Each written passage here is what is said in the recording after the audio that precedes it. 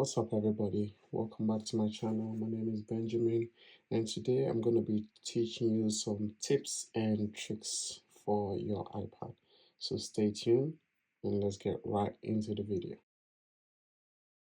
So first things first, I'm going to show you how to use Spotlight. You might know how to use the Spotlight for a lot of things, but you do forget that it's still there. So to use Spotlight, you swipe up and swipe down, and then you can see that this search is coming, which is the Spotlight.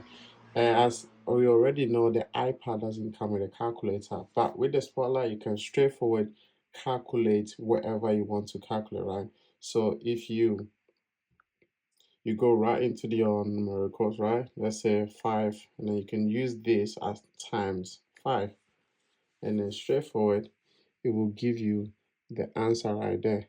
So you don't have to use any calculator for anything. So you can do a lot of like different uh, math questions, and it will tell you straightforward the answer from your Spotlight, right? And you can ask it any question you want, like what is what is Turkey, right?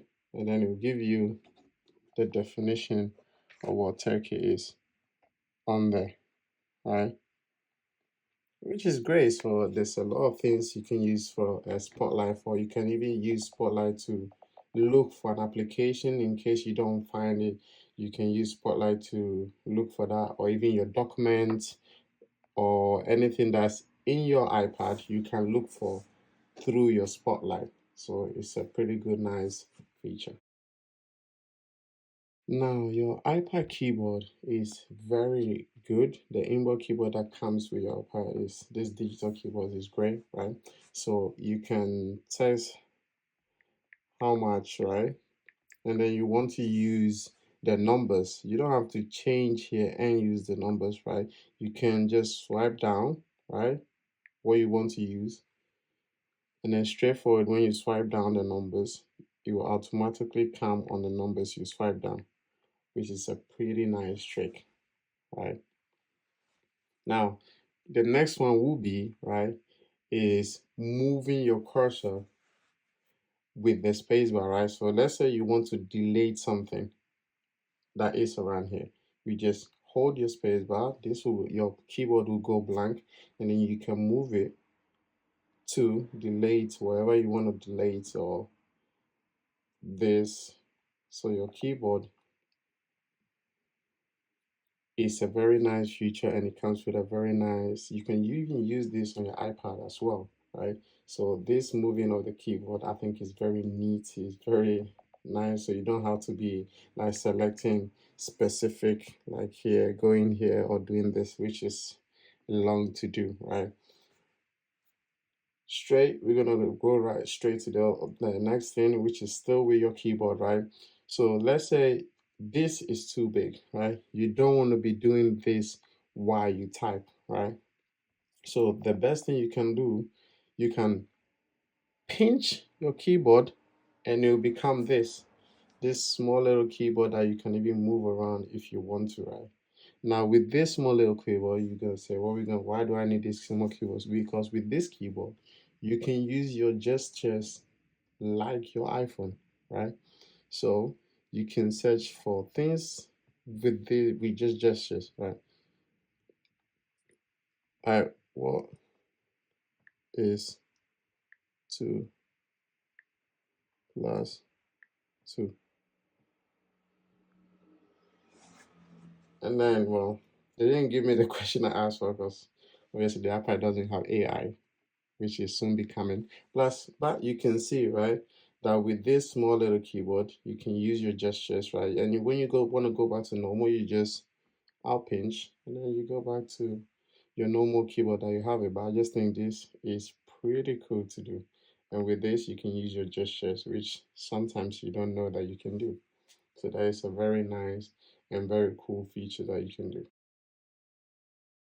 Now we're gonna put our iPads on this view, right? Because on this view, there's a lot of different things that you can do with your iPad, right? Because your iPad is supposed to supposedly to replace your computer, but we all know that we need a bit more for this to replace your computer. Because if the iPad had an Mac OS system, or if you put it on side, you can get my computer, it will be an overkill.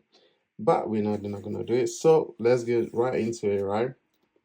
With this, you can have Stage Manager, which is great if you're using a keyboard and mouse, right? Because if you have apps open, you have YouTube open, you see it will open your YouTube like this, right? And then you have more, let's say you have more apps that you want to open, say this. So every app that you open, it will come out like this, right? And like this, you can make it full if you want to, or you can still make it small, but this is how it's gonna go. But you can easily switch between apps very quick and very easy, which is very convenient, right? And also you can go out of the stage manager, right? Which is the next thing I want to show you is the slide over and split view, right? Say you want to watch a YouTube video, right? Let's say slide over, and you wanna, I don't know, you want to play Monopoly, for example, right? So we'll open Monopoly and you have this on top, like YouTube on top of your game, right? Which is nice. Say you want to watch whatever, right? Let me make this bigger. You want to watch one of your favorite YouTubers, right? So while you have it on there, right, you can play any single game. You can move this even if you want to, right, anywhere you want, and you can play a game and watch a video while you are doing it. So slide over is pretty cool. Next one with this movement will be, as you can see, we have the slide over there. So we have to go to this, and then we're going to change it to split view. So with split view, you get like the two screens right in between. So we're gonna go, this is how it works. You can make this bigger or smaller, or you can make this smaller and this bigger.